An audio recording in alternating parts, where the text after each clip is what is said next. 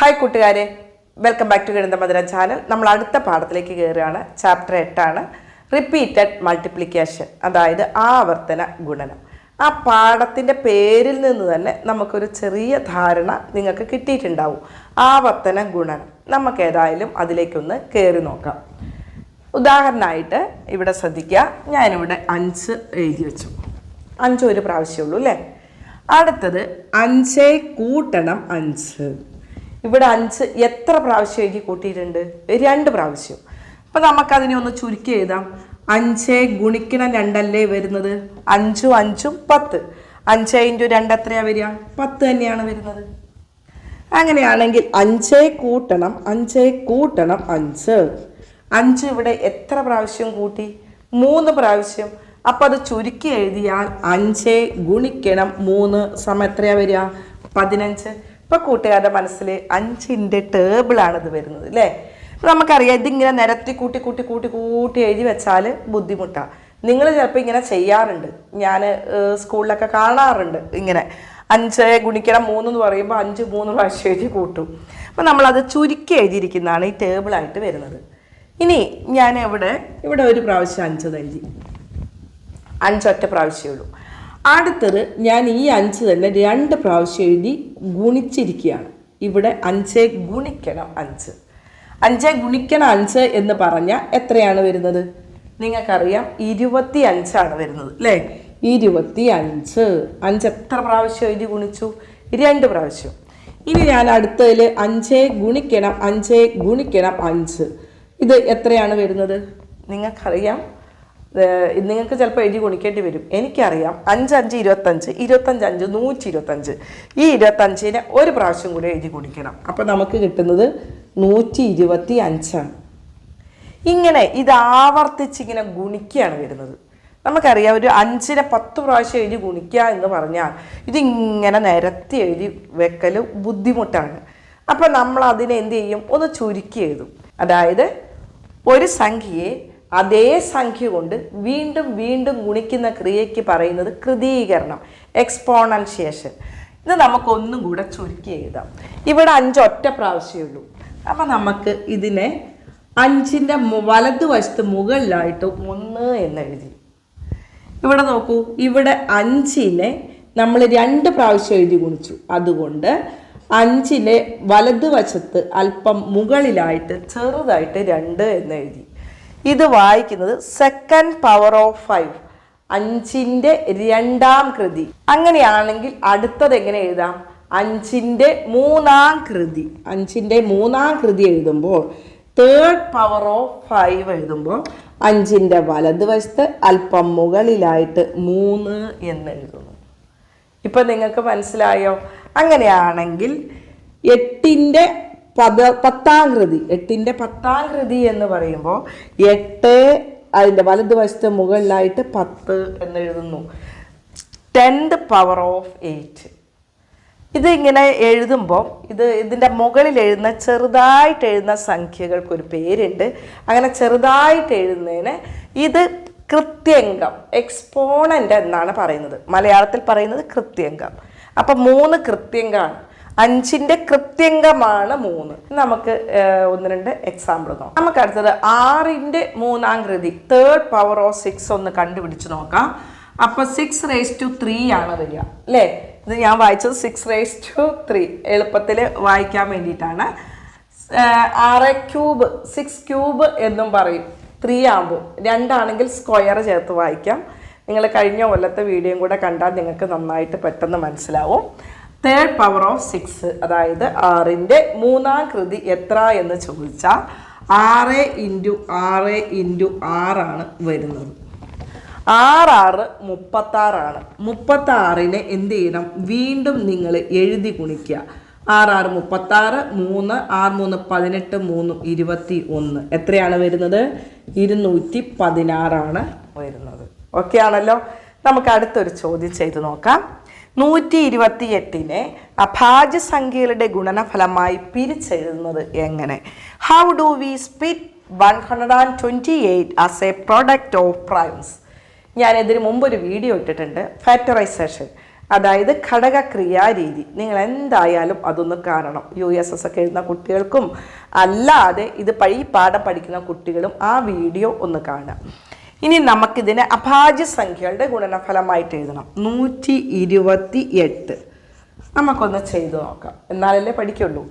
128നെ നമുക്ക് അഭാജ്യ സംഖ്യകൾ നമുക്കറിയാം.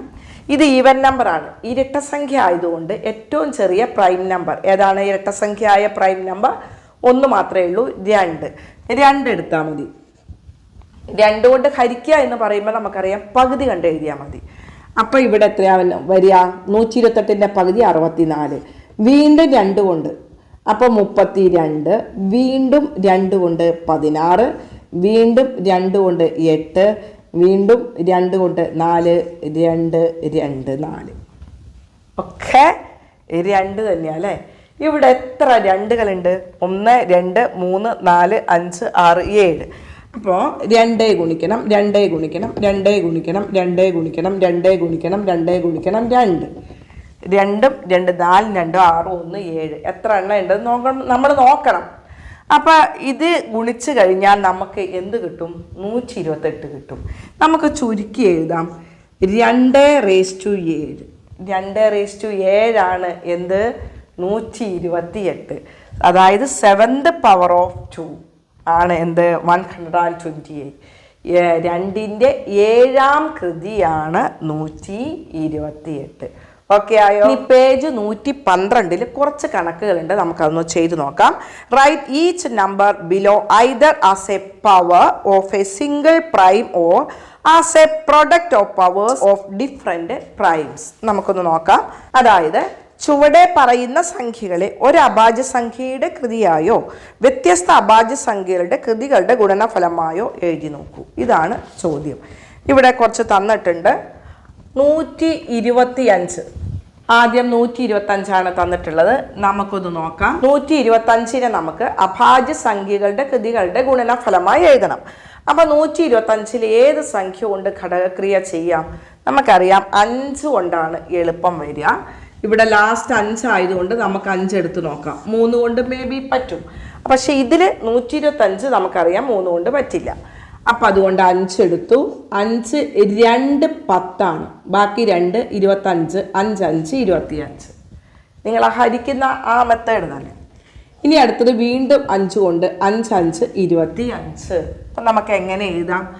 5 ഗുണിക്കണം 5 ഗുണിക്കണം 5 ആണ് എന്ത്? 125. കൃത്യങ്ങ രൂപത്തിൽ എഴുതാം, പവറായിട്ട് എഴുതാം. 5ൻ്റെ എന്താണ്? 3rd power of 5 ആണ്. അതായത് 5ൻ്റെ 3ാം കൃതിയാണ് എന്ത് വരുന്നത്?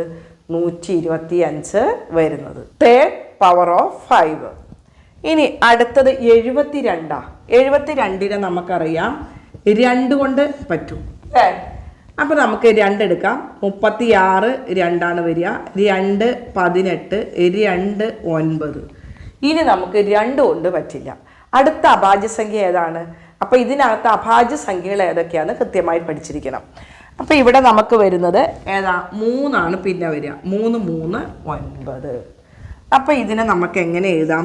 72 സമം 2 ഗുണിക്കണം 2 ഗുണിക്കണം 2 ഗുണിക്കണം 3 ഗുണിക്കണം 3 ആണ് 72ൻ്റെ അഭാജ്യ സംഖ്യകൾ. അഭാജ്യ സംഖ്യകളുടെ ഇവിടെ 2 ഉണ്ട് 3 ഉണ്ട്. അതായത് 3rd power of 2ഉം 2nd power of 3ഉം 2ൻ്റെ 3ാം കൃതിയും 3ൻ്റെ 2ാം കൃതിയും തമ്മിൽ ഗുണിക്കുമ്പോൾ എന്ത് കിട്ടുന്നു? 72 കിട്ടുന്നു. അപ്പം ഇവിടെ നമുക്ക് എങ്ങനെ എഴുതാം? 2/3 ഗുണിക്കണം 3 സ്ക്വയർ. ഞാനിവിടെ 2 വന്നതുകൊണ്ടാണ് സ്ക്വയർ എന്ന് വായിച്ചത്. അല്ലെങ്കിൽ 3/2. 2 ക്യൂബ് 3 വരുമ്പോൾ ക്യൂബ് ചേർത്ത് വായിക്കാം. അപ്പം അത് വായിക്കാനുള്ള എളുപ്പത്തിലാണ് 2 ക്യൂബും 3 സ്ക്വയറും വായിക്കുന്നത്. ഓക്കെ ആണല്ലോ? അടുത്തത് 100 ആണ്.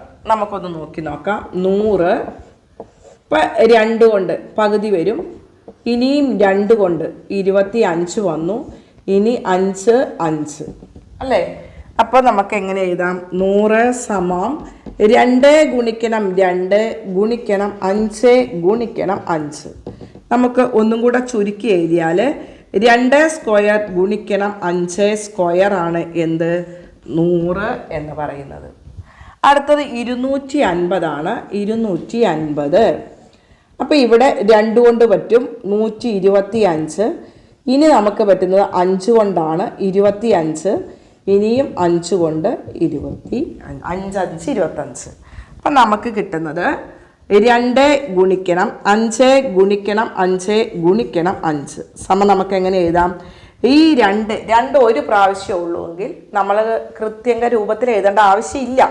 അല്ലെങ്കിൽ നമുക്ക് 2:1 എന്ന് എഴുതിയാലും ഏത് സംഖ്യയും അതെൻ്റെ ഒന്നാം കൃതിയാണ്. മനസ്സിലായില്ല? അപ്പോൾ 2:1 വേണമെങ്കിൽ എഴുതിയാൽ മതി, എഴുതിയില്ലെങ്കിലും ഒന്നാമത്തെ കൃതിയാണ്. അപ്പോൾ 2:1 ഗുണിക്കണം 5:3 അല്ലെങ്കിൽ 5³ വരുന്നത്.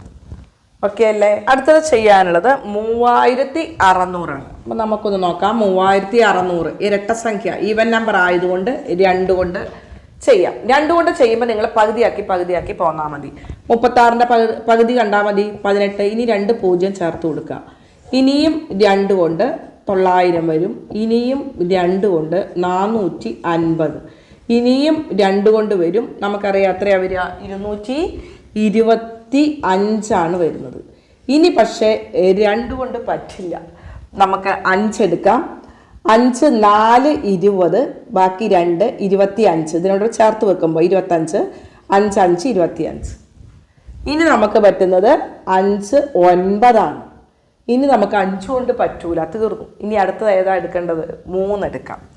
അപ്പോൾ 3 3 9 വരുന്നത്. ഇനി ഇവിടെ നമുക്ക് വേണമെങ്കിൽ 3 എടുക്കാം കേട്ടോ.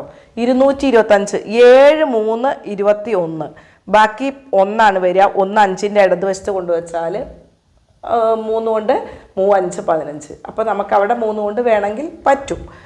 ഓക്കെ, ഇനി ഇവിടെ നമുക്ക് എഴുതാം 2 ഗുണിക്കണം 2 ഗുണിക്കണം 2 ഗുണിക്കണം 2, 4 2 വരുന്നത്.